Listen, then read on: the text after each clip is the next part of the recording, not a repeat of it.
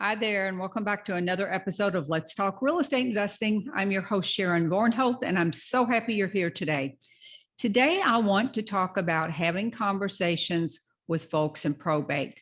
I get a lot of questions about this, about having what they consider to be uncomfortable conversations with these folks, conversations about death, dying, and those sorts of things, when in reality, the topic almost never comes up. When you're doing your probate mailings, they know why you're there. They know that someone has passed away, but that you're there to help them through this process. You're not going to talk about the actual event in almost every case. Now, they may want to tell you about the person that has passed away, and that's part of the process. We'll talk about that in a minute. But remember that they have a problem that they need to solve. They have a property that's part of a probate, part of an estate that they need to sell. In many cases, this property needs a great deal of work. So they're anxious to just get this over with. They want to move on with their life. Now, when they respond to your marketing, this is going to be the first they learn about you. That's why your marketing and your branding is so important. That's why your message in your marketing is so important.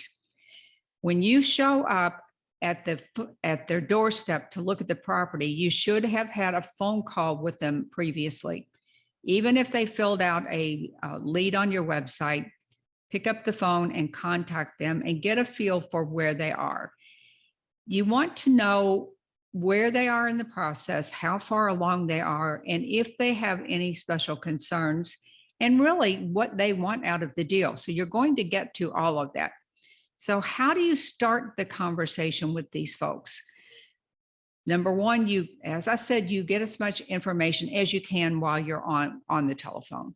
You want to get background information. Hopefully, if there are any issues with the other family members, they're going to tell you about those. Oftentimes they'll say, I'm not the executor, my brother is the executor, but I'm the one that takes care of everything. I'm the one that takes care of the day-to-day things. But understand that I have two brothers and one of them does not agree with selling the house. That's important information to know before you ever get to the property. So get as much information about the actual condition of the property, certainly, but try to get out of them a little bit of information about the family situation. Now, be casual with your introduction when you get to the property because they're uneasy too. Like I said, most of these folks have never done anything like this. This is foreign territory for them as much as it is for you. So be casual, be friendly, be professional, but just talk to them as one person to another. It's just a conversation. Now, when you're having this conversation with them, be sure to use their name. We all like to hear our names. They all like to be addressed as, what do you think, John? What do you think, Sally? Whatever. But use their name in the conversation. That's an important factor here. So do your homework before you get to the property. If you're going there to build rapport with the seller, how does it look if you show up and you haven't done your homework? If you don't know what the comps are, if you don't know what the tax value of this property is, so that you have a starting point. And by the way, you should have asked a lot of these questions on the phone. You should have already looked up the property and you should have already comped that property before you ever get to the property. Part of having a conversation with these sellers is showing up as the expert. It's about being prepared when you show up to look at the property so that you have the information that they think they have. Oftentimes they know that this house down the street sold for X number of dollars and they think their property should be worth X number of dollars. If you know that that property sold for whatever the number is, you can also know that it had more bedrooms, it had more bathrooms, maybe it had updates. So you have a reference point for having this conversation. It doesn't need to be difficult with these folks because, like I said, at the end of the day, they have a problem and you're there to solve that problem. So be casual, use their name in the conversation, and do your homework before you get to the property. Show up knowing what you need to know. Now, once you're in the house, this is where the real unease starts. You get in the house and folks are thinking, gosh, I don't know what to say next. It's not just show me the property. I'll say that. You want to look around the room for what I call visual clues. You're looking for conversation starters. You're looking for something to guide the conversation so that you build rapport with these folks. So in doing that, you might look around and see that there are tennis rackets in the corner. There are golf clubs in the corner. If you know that dad has passed away, you'll simply say, oh, was your dad the golfer?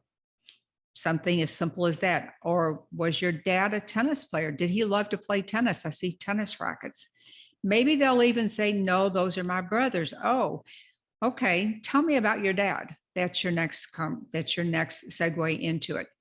Maybe you're in the room and you see something that indicates the mom liked to cook. Maybe you see cookbooks in the bookcase. Maybe you see a lot of family pictures around on different holidays, and you know the mom has passed away. So you might say, oh, was your mom the cook?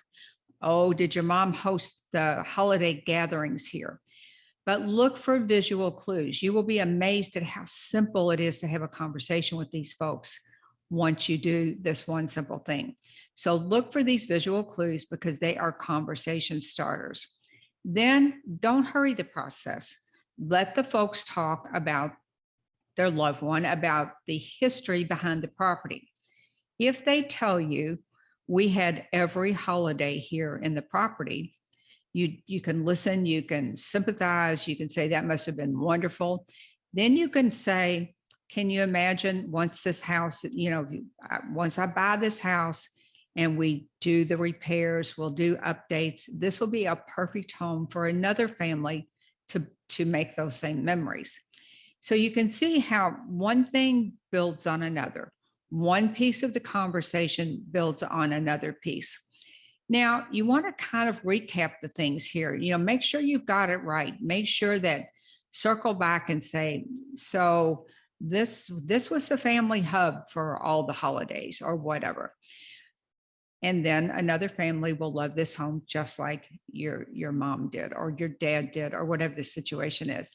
But you start to build on one little piece and then you got another little piece and then another little piece. And then before you've ever even looked at the property, notice that you haven't looked at the property. You haven't made an offer. You are still just talking to the seller, building rapport. Once you get to that point, then you have built rapport with that seller. They trust you if you've done your job correctly. You've been available to them. You've let them talk about their situation as much as they want to talk about it. Then you can move on with, would you like to show me around the property? And you can ask them things like, what do you know is wrong with the property? All the things that you do on any other deal. But you've taken these extra steps up front to talk to the seller in what could be an uncomfortable situation. And by the way, you can use these tips for any property you look at, not just probates. It's just that I get the questions on the conversations with folks in probates. So anything you can do to make it easier for them is a huge win for you. It bumps you right up to the top of the list. And always, always thank the seller after looking at the property, whether or not you got the deal. I've told you this one a million times. Send a handwritten thank you note, send them a Bonjoro, send them a little video that says, thank you for taking the time to show me your mom's property or your dad's property.